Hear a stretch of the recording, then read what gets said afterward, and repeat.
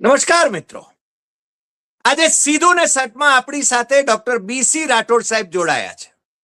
રાઠોડ સાહેબ, આપનું સીધું ને સટમાં સ્વાગત છે. આમ તો સામાન્ય રીતે આપણે જીપીએસસી અને બીજા પસંદગી મંડળો જે છે, ગુજરાત સરકારના સેવા પસંદગી મંડળો, એમાં જે રીતે અન્યાયી વલણ સત્તાવાળાઓ તરફથી અપનાવાય છે એની રાઠોડ સાહેબ સાથે ચર્ચા કરીએ છીએ. પરંતુ રાઠોડ સાહેબ અને આ સરકારી જે નોકરીઓની બાબત આપણે જ્યારે ચર્ચા કરતા હોઈએ ત્યારે શિક્ષણનો મુદ્દો એ કેન્દ્ર સ્થાને હોય છે. રાઠોડ સાહેબ પ્રોફેસર રહ્યા છે અને અત્યારે અક્ષર એકેડેમી ગાંધીનગરમાં એના એ ડાયરેક્ટર છે અને આપણી સાથે જોડાય છે. એટલે ઠાકોર સાહેબ, આપનું સીધું ને સટમાં સ્વાગત છે. અને આપ અમારી સાથે જ્યારે જોડાઓ છો ત્યારે હું એ વાતની ચોખવટ કરી લઉં છું કે પ્રોફેસર રાઠોડ એ ઠાકોર સાહેબ છે, ઠાકોર સમાજમાંથી આવે છે, ઓબીસી સમાજમાંથી આવે છે, છતાં એમને ખેવના છે એ જનરલ કેટેગરીના ઈડબ્લ્યુએસ, ઓબીસી, એસસી, એસટી આ બધા જ સમાજોના જે ઉમેદવારો હોય છે એમને અન્યાય થતો હોય તો એ અન્યાયની સામે અવાજ ઉઠાવવાનું એ રાઠોડ સાહેબ પસંદ કરે છે. અને આપણા દર્શકોને આપણે ટકોરાબંધ સાચી વાત એ રજૂ કરીએ છીએ અને એ ચાવથી જુએ છે.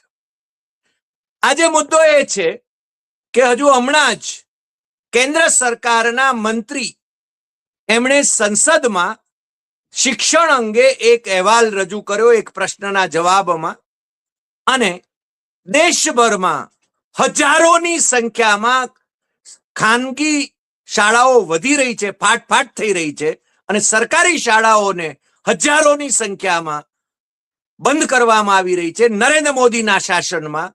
એ અહેવાલ બોલકો છે અને એ અહેવાલમાં ગુજરાતમાં બંધ થયેલી સરકારી સ્કૂલોના આંકડાઓ છુપાવવામાં આવ્યા છે. કારણ કે ગુજરાતમાં તો બધી લીલા લહેર છે, ગુજરાતની પ્રજાને તો તમે ડફણા મારો તો પણ છે ને એ મોદી ચાલીસા કરશે એવું માનીને એ લોકો ગુજરાતના આંકડાઓ આપતા નથી. ગુજરાતમાં શિક્ષણ ખાડે ગયું છે અને આપણા ગુજરાતીઓ એ ખાનગી શાળાઓ, ઇન્ટરનેશનલ સ્કૂલો જે ખેતરોમાં ચાલતી હોય છે, સેન્ટ્રલ બોર્ડની કઈ રીતે એમને મંજૂરી મળે છે એ તો મને ખબર નથી, પણ ઇન્ટરનેશનલ સ્કૂલો એ ખેતરોમાં ચાલે છે અને એ ખેતરોમાં ચાલતી એ ઇન્ટરનેશનલ સ્કૂલોમાં દાખલ થવા માટે મોટી મસ રકમો લઈને, ફીની રકમો લઈને પોતાના બાળકોને ભણાવવાનો જે અભરખો ગુજરાતીઓને છે એ કેટલો બોદો છે એની પણ આપણે વાત કરવાના છીએ. ઠાકોર સાહેબ ઘણો લાંબો સમય સુધી પ્રોફેસર રહ્યા છે, એટલે શિક્ષણનો, ઉચ્ચ શિક્ષણનો એમનો અનુભવ, અને આમ પાછા દહેગામના છે, ગાંધીનગર જિલ્લાના છે. ગાંધીનગર જિલ્લો એ મારા મહેસાણા જિલ્લા અને સાબરકાંઠા જિલ્લામાંથી કાપીને, અમદાવાદ જિલ્લામાંથી કાપીને બનાવાયેલો જિલ્લો છે. એટલે આમ તો અમે એક જ જિલ્લાના છીએ. એટલે આજે છે ને રાઠોડ સાહેબ, આપ જે વાત કરવાના છો એ વાત મન મૂકીને કરો, કારણ કે આપણે તથ્યો પ્રજા સુધી પહોંચાડવાના છે અને પ્રજાએ જો એ તથ્યોને ઝીલવા ન હોય તો પછી આપણે કંઈ કહેવાની જરૂર નથી. રાઠોડ સાહેબ. નમસ્તે આપને અને દર્શક મિત્રોને. 2 ફેબ્રુઆરી 2026ના રોજ કેન્દ્રીય મંત્રી જયંત ચૌધરીએ એક સવાલના જવાબમાં દેશમાં કેટલી શાળાઓ 10 વર્ષમાં બંધ થઈ એ અંગેનો અહેવાલ રજૂ કર્યો. તો એમના જે આંકડા છે એ આંકડા મુજબ છેલ્લા 10 વર્ષમાં દેશમાં 93,000 જેટલી શાળાઓ છે એ બંધ થઈ.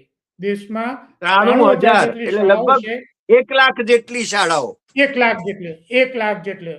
અને સાચો આંકડો મળે તો કદાચ લાખ ઉપર પણ થાય. રાઈટ? આ તો એમણે રજૂ કરેલા આંકડાને આપણે સાચા માનીને ચાલીએ છીએ. એટલે 93,000 જેટલી સરકારી શાળાઓ એ બંધ થઈ. એટલે કે દેશમાં 8% શાળાઓ બંધ થઈ અને એની સામે 14% પ્રાથમિક શાળાઓ, પ્રાઇવેટ શાળાઓનો વધારો થયો. 8% બંધ થઈ અને એની સામે 14% જેટલી પ્રાઇવેટ જે શાળાઓ છે એ શાળાઓનો એમાં વધારો થયો. સરકારી શાળાઓનો જો આપણે આંકડો જોઈએ તો 2014-15માં આ જે સરકારી શાળાઓ છે એ સરકારી શાળાઓ 11,07,101 હતી આખા દેશમાં. એ 2024-25માં ઘટીને એ 10,17,660 થઈ. જ્યારે જી પ્રાઇવેટ શાળાઓ છે એ 2,88,164 હતી, એ વધીને 3,31,108 થઈ. આ બાજુ 8%ના દરે શાળાઓ ઘટી, તો પેલી બાજુ સામે 14%ના દરે પ્રાઇવેટ શાળાઓ છે એ વધી રહી. અને આ જે શાળાઓ જે બંધ થઈ છે એના જો આંકડા જોઈએ તો મધ્યપ્રદેશમાં સૌથી વધુ 24%, ઉત્તર પ્રદેશમાં 15%, જમ્મુ કાશ્મીરમાં 21%, ઓડિશામાં 17%. અને ઓડિશાની સાહેબ હું તમને વાત કરું કે એમણે તો ટાર્ગેટ નક્કી કર્યો હતો કે આપણે 14,000 જેટલી શાળાઓ આ વર્ષે બંધ કરી દેવી, આવો ટાર્ગેટ હતો એનો. પણ પ્રજાનો વિરોધ અને કેટલીક કાનૂની પ્રક્રિયાને કારણે એ લોકો કંઈક 5200 જેટલી શાળાઓ બંધ કરી શક્યા. તમને કહું, બાકી એમનો ગુજરાતમાં તો પ્રજા વિરોધ કરતી જ નથી. ગુજરાતમાં તો પ્રજાનું કરોડરજ્જુ જ નથી.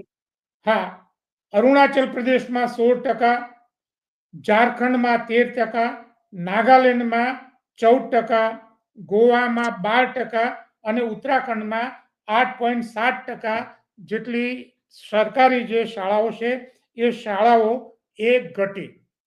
અને આ જે આંક છે સરેરાશ આખા દેશમાં એ 14.9% જેટલી સરકારી શાળાઓ દેશ લેવલે ઘટી. 14.9% આખા સમગ્ર દેશમાં. અને એમાં 9 રાજ્યો એવા છે કે 9 રાજ્યોમાં આ ઘટાડો 14.9% કરતા પણ વધારે છે, કે સરેરાશ જે શાળાઓ આપી કહેવા માંગુ છું.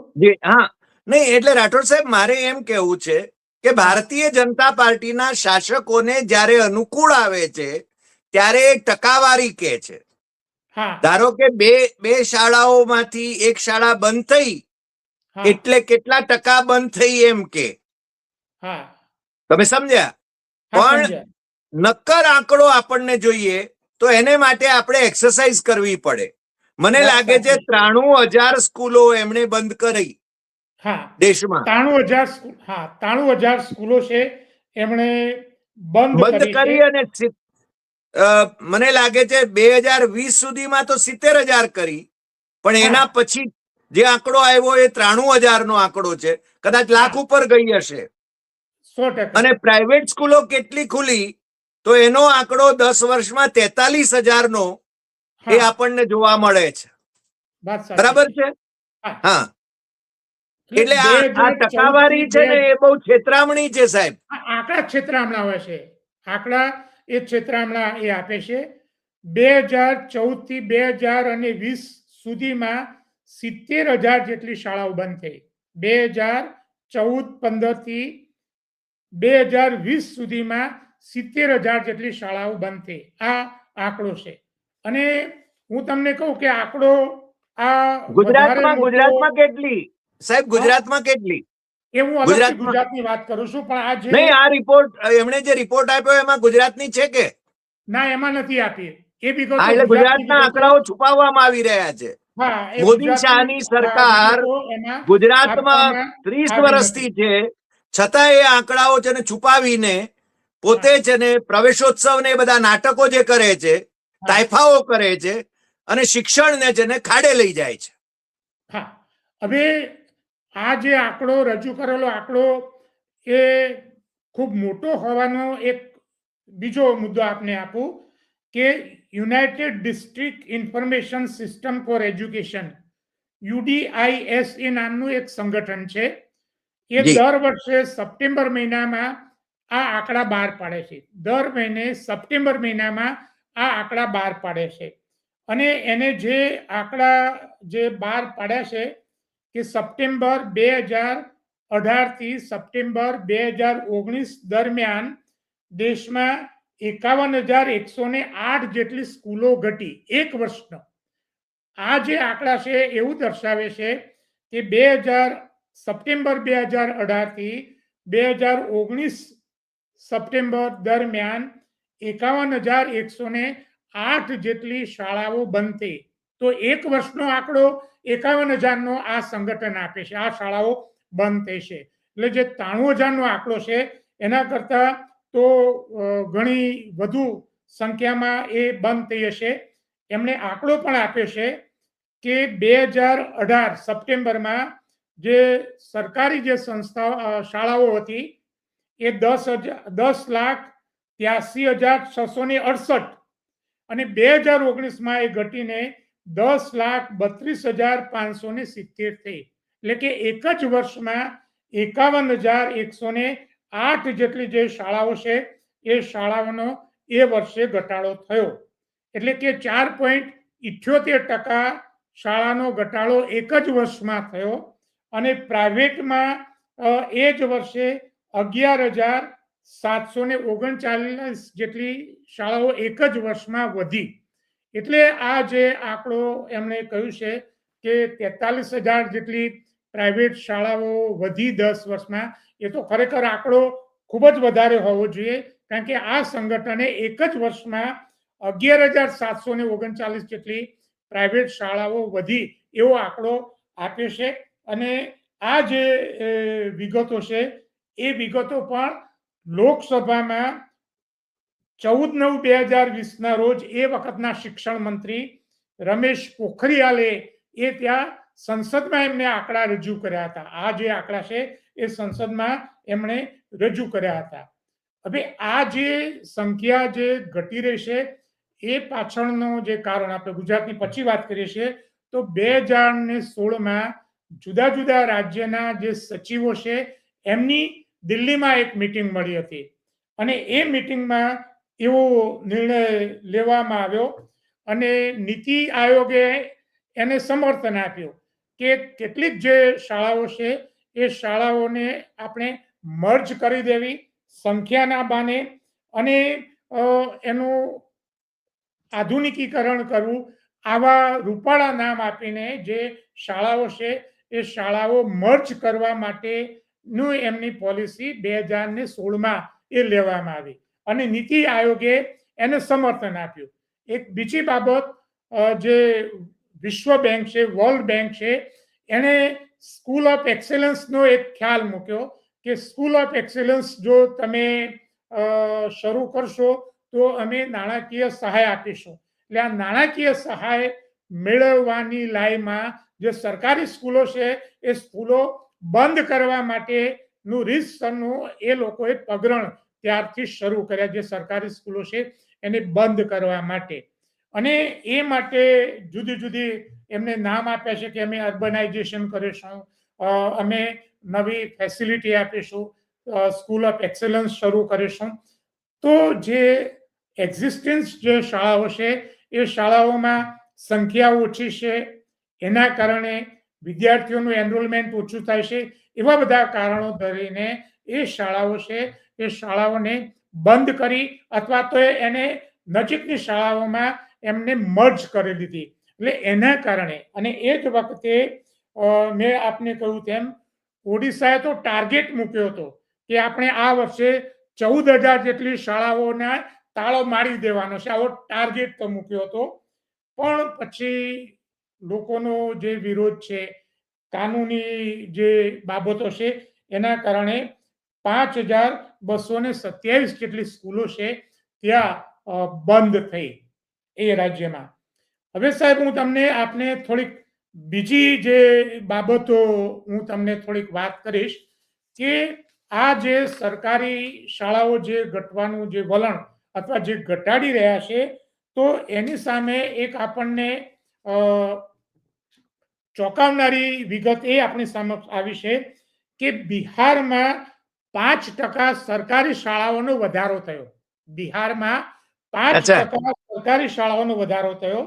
નીતિશ કુમારની સરકારે 74,291 શાળાઓ હતી એ 2023-24માં 78,120 20 જેટલી શાળાઓ થઈ. એટલે કે ત્યાં સરકારી શાળાઓ આખા દેશમાં આ એક જ જગ્યાએ સરકારી શાળાઓ ત્યાં વધી છે. એ નીતિશ કુમારનું જે પોતાનું આગવું સ્ટેન્ડ છે કે કદાચ બીજેપી ની સાથે એ આ બાબતોમાં એ વખતનો આ આંકડો છે. આપ કઈ કહેવા માંગો છો? રાઠોડ સાહેબ, આમાં બહુ સ્પષ્ટપણે એક વાત કહું કે બિહારમાં ભલે અમુક છે ને શિક્ષણની એટલે અવ્યવસ્થા હોય અથવા ઓછું શિક્ષણ હોય, પરંતુ બિહારના આઈએએસ અને આઈપીએસ અધિકારીઓ એટલા મોટા પ્રમાણમાં આખા દેશમાં એ લોકો જાય છે. 9મા ધોરણથી એ લોકો સિવિલ સર્વિસ માટે બાળકોને સિવિલ સર્વિસ માટે તૈયારી કરાવે છે. અને દિલ્હીમાં આવીને એ જ્યારે ભણે છે ત્યારે છે ને બીએ કે એવા સાદા કોઈ કાર્યક્રમ એટલે પ્રોગ્રામમાં ભણે છે, ડિગ્રી મેળવે છે, પરંતુ એમનું કોન્સન્ટ્રેશન એ આઈએએસ કે આઈપીએસ કે આઈએફએસ થવા માટેનું હોય છે.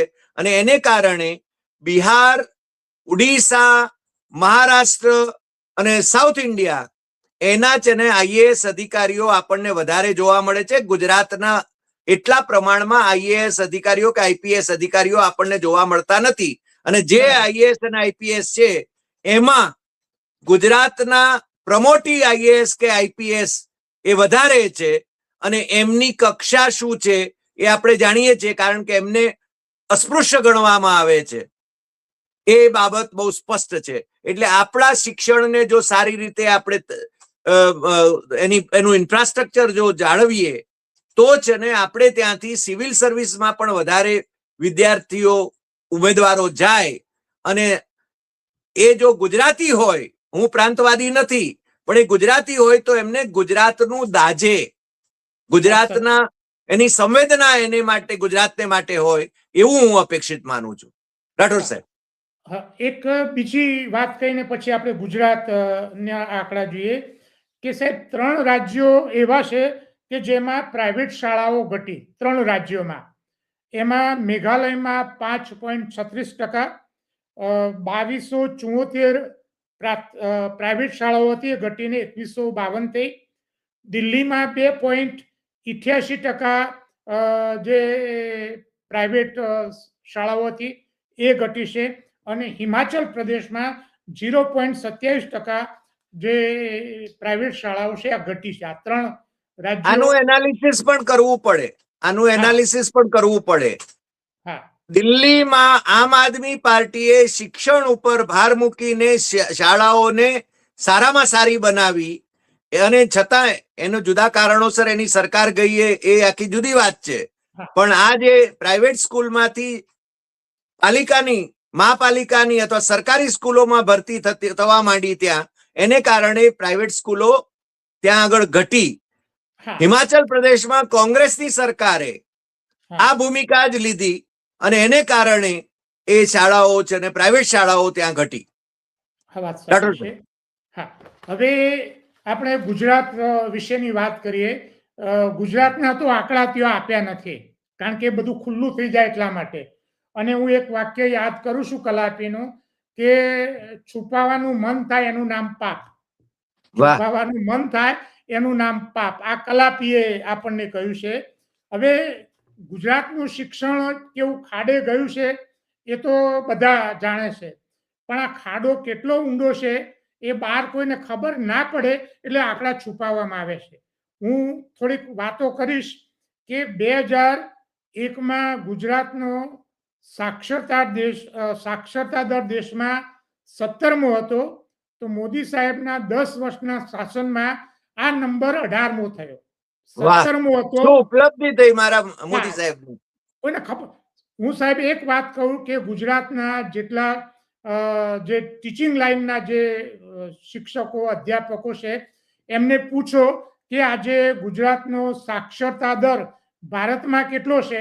હું 98%નો જવાબ ખોટો પડશે આ તમને કહું, કારણ કે સાચી વાત જ ત્યાં કરવામાં આવતો નથી. એટલે આપણો નંબર દેશમાં 18મો છે, પુરુષ સાક્ષરતામાં 16મો નંબર છે, અને મહિલા સાક્ષરતા દરમાં આપણો નંબર 21મો છે દેશમાં. એક બીજી વાત સાહેબ આપને યાદ દેવડાવું કે બધા જ ભાજપ શાસિત જે રાજ્યો છે એ રાજ્યોમાં સાક્ષરતા દરમાં એનો ક્રમાંક 15 થી ઉપર છે. બધા જ ભાજપ શાસિત રાજ્યો તમે જુઓ, કારણ કે એમની પ્રાયોરિટી શિક્ષણ નથી. તમે રાઈટ. આંકડા સર્ચ કરી લેજો, એમની પ્રાયોરિટી શિક્ષણ નથી. એટલે જો બધા જ એનું કારણ છે સાહેબ, શિક્ષણ જો સમાજ શિક્ષિત થશે તો પ્રશ્નો પૂછતો થશે, અને પ્રશ્ન પૂછતો ન થાય એટલા માટે શિક્ષણને જેને ખાડે લઈ જવું એ એમનો ધર્મ છે. હા, બીજું કે 2011 ની વસ્તી ગણતરી એ વખતે 26 જિલ્લા હતા. તો 26 જિલ્લામાંથી 10 જિલ્લા એવા છે કે જેનો ગ્રામીણ સાક્ષરતા દર 70% થી ઓછો છે. 70% થી ઓછો ગ્રામીણ સાક્ષરતા દર છે. અને હવે સરકારે એ દિશામાં યોગ્ય પગલાં લેવાના બદલે ગામડાની શાળાઓ બંધ કરવાનું કર્યું. જ્યાં સાક્ષરતા દર ઓછો છે, અપ્લિક કરવા માટે તો એને પ્રયાસો કરવા જોઈએ, પણ એનાથી ઉલટા પ્રયાસો કર્યા. અને સાહેબ, હું આપને યાદ દેવડાવું કે અહીંયા જ્ઞાન સાધના નામની સ્કોલરશિપ પરીક્ષા લેવાય છે. તો એ પરીક્ષામાં પાસ થનાર વિદ્યાર્થી જો સરકારી શાળામાં ભણે તો એને 5,000 સ્કોલરશિપ આપવામાં આવે છે, અને એ જો પ્રાઇવેટ શાળામાં ભણવા જાય તો એને 20,000ની સ્કોલરશિપ આપવામાં આવે છે. શાળાઓ બંધ કરવા માટેનું બંધ કરવા માટેનું ષડયંત્ર છે. એક્ઝેક્ટલી આ ષડયંત્ર છે. અને પણ આ ષડયંત્ર ક્યારથી ચાલે છે રાઠોડ સાહેબ? આ તો શરૂ થઈ ગયું છે. એક ગુજરાતના શિક્ષકોને 1 વર્ષ પછી એની ખબર પડી કે આ તો આપણા પગ ઉપર કુહાડો મારવાની વાત છે. એ પ્રાથમિક શાળાના શિક્ષકોને કહેવામાં આવ્યું કે તમારે આ બાળકોને તૈયાર કરવાના છે જેથી કરીને વધુમાં વધુ પાસ થાય. એટલે પછી એમને ખ્યાલ આવ્યો કે આ વધુ ને વધુ પાસ થશે તો અમારે તો ઘેર જવાનું થશે. એટલે પછી શિક્ષકોએ વિરોધ કર્યો. રાઈટ? એટલે આ વસ્તુ છે. સાહેબ એક સેકન્ડ, શિક્ષકો વિરોધ કરે, ગ્રમ્બલ કરે, એકમેકની સાથે વાત કરે, પણ જાહેરમાં એમના જે મંડળો છે, મહામંડળો છે, એ લોકો ગાંધીનગરમાં બેઠેલા સત્તાધીશોની કુર્નિશ બજાવે છે, એમના મળતિયા થઈને રહે છે. એટલા માટે શિક્ષકોના પ્રશ્નો એ વણ ઉકળ્યા રહે છે. અને જે કોઈ શિક્ષણ મંત્રી હોય એ શિક્ષકોને ઉભા રાખીને સાંભળે છે, એમને બેસવાની વાત કરતા હોય એવું એવી તમીજ પણ નથી દાખવતા. આ બાબત પણ મેં છે ને બહુ સ્પષ્ટપણે જોઈ છે. એક બીજી બાબત એને નુકસાન કરે તેવી બાબત એ આ લોકોએ કરી કે ગ્રામીણ વિસ્તારમાંથી બસો બંધ કરી દીધી. તમે આજે જોશો ગામડાની મોટાભાગની વ્યવસ્થા એ ખાડે ગઈ છે. એની બહુ જ નેગેટિવ અસર ત્યાંના શિક્ષણ ઉપર પડી છે. આ બાબતો છે. એક બીજી બાબત હું તમને કહું કે 2025માં 10મા ધોરણમાં 0% રિઝલ્ટ લાવનાર સ્કૂલોની સંખ્યા 25 જેટલી છે. તો ગુજરાતમાં 25 જેટલી એવી શાળાઓ છે કે જેનું રિઝલ્ટ એ 0% આવે છે. બીજી વાત કે બીપીએડ કોલેજો, ડીટીસી કોલેજો સદંતર બંધ કરી દેવામાં આવી છે. જે આપણે શારીરિક શિક્ષણના જે શિક્ષકો, અધ્યાપક માટેની જે તૈયાર કરતી જે સંસ્થાઓ છે, જે ચિત્ર શિક્ષક માટેની જે કોલેજો છે, એ કોલેજો સદંતર બંધ કરી દેવામાં છે. એક બાજુ આપણે કોમનવેલ્થ અને ઓલિમ્પિકની વાત કરીએ છીએ, અને બીજી બાજુ એને તૈયાર કરતી જે સંસ્થાઓ છે એ આપણે અહીંયા બંધ કરી દીધું છે. બીજો આંકડો સાહેબ આપણે ચોંકીને આઘાત લાગશે કે ચિલ્ડ્રન યુનિવર્સિટી છે, એ ચિલ્ડ્રન યુનિવર્સિટી ની ટોટલ સંખ્યા સાહેબ 47 છે. બાલ મંદિર કહી શકાય તમને કહો. આખી યુનિવર્સિટીની ટોટલ સ્ટ્રેન્થ એમાં ભણનારની સંખ્યા એ 47 છે. અને બીજી વાત કે ગાંધીનગર જેવા કેપિટલ સિટીમાં એની આર્ટ્સ કોલેજનું બિલ્ડિંગ સાહેબ આજે પડે કે કાલે પડે એવી સ્થિતિમાં છે. અને એ જે બાળકો છે એ બાળકોને બાજુની કોમર્સ કોલેજમાં થોડાક રૂમ આપ્યા છે, તો ત્યાં મહિનામાં કદાચ 1-2 દિવસ થોડું શિક્ષણ થતું હશે. આ તમને કહું, આ ગાંધીનગરની સ્થિતિ છે. આ તમને કહું, હજુ એ નવું બિલ્ડિંગ કરવા માટેની કોઈ ક્રિયા ગાંધીનગરમાં થઈ નથી. આ વસ્તુ છે. બીજી બાબત કે ગુજરાતમાં કેટલી સ્કૂલો બંધ થઈ એનો જો આંકડો આપણે જો મેળવવો હોય તો અહીંયાથી મળશે નહીં, પણ જે બજેટ અંગેના જે પુસ્તકો જે બહાર પાડવામાં આવે છે તો એ પુસ્તકોમાં મેં સ્ટડી કરી તો એમાં મને જાણવા મળ્યું કે 2015-16માં શાળાઓની સંખ્યા 44,545 જેટલી શાળાઓ હતી, સરકારી પ્રાથમિક શાળાઓ. અને એક ઇંગ્લિશ ન્યૂઝપેપરમાં લગભગ 2024 ફેબ્રુઆરીમાં એની વિગતો આવી છે. એણે કહ્યું છે કે ગુજરાતમાં હાલમાં સરકારી જે શાળાઓ છે એ 33,338 એટલે કે 33,000 જેટલી સરકારી શાળાઓ છે. એનો મતલબ એ થયો અંગ્રેજી પેપરનું નામ લેવામાં વાંધો નથી, અંગ્રેજી પેપરનું નામ લેવામાં વાંધો નથી. એટલે ટાઈમ્સ ઓફ ઇન્ડિયા છે મને લાગે તમે જે રિફર કરો છો. 12 ફેબ્રુઆરીનું ઇન્ડિયન એક્સપ્રેસ છે. ઇન્ડિયન એક્સપ્રેસ ટાઈમ્સ કે ઇન્ડિયન એક્સપ્રેસ પ્રતિષ્ઠિત અખબારો છે. હા, 12 ફેબ્રુઆરી 2024 ના રોજ આ એમાં છપાયું છે. તો એમાં આ જે કહ્યું છે એ જોતા 10 વર્ષમાં ગુજરાતમાં શાળાઓ જે બંધ થઈ એ 11,900 થી વધુ જેટલી શાળાઓ બંધ થઈ. જે આંકડો છતાં વાલીઓ ઘોરે છે, છતાં ગુજરાતની પ્રજા ઘોરે છે, કુંભકર્ણની નિંદરમાં છે. વિરોધ કરવો નથી. મારે બીજા તમારા જ મુદ્દાઓ 3 મુદ્દાઓ ફટાફટ કહી દેવા છે, આપણો સમય પૂરો થાય છે ત્યાં. કે ફેબ્રુઆરી 24 સુધી ગુજરાતમાં ધોરણ 1 થી 8 ધોરણ સુધીની 16,006 શાળાઓમાં માત્ર એક જ શિક્ષક હતો. હું કરેક્ટ કરું આપને હજી કે ફેબ્રુઆરી 2024માં 1606 સ્કૂલો એવી છે ગુજરાતમાં કે 1 થી 8 ધોરણ ત્યાં ચાલે છે અને માત્ર એક જ શિક્ષક છે.